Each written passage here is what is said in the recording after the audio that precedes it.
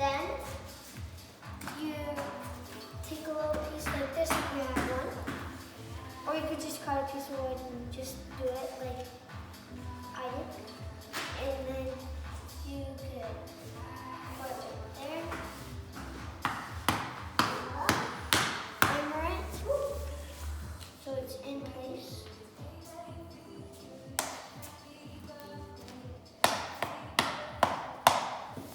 I'm going to show you how to mend wood.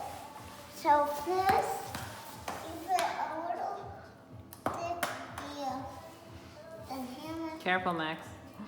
And make it go under it. Then trampolines. Chopsticks. That's how you hammer wood. And that's how you hammer wood. Great job. No, It's looking no. really good, Will. Mom, now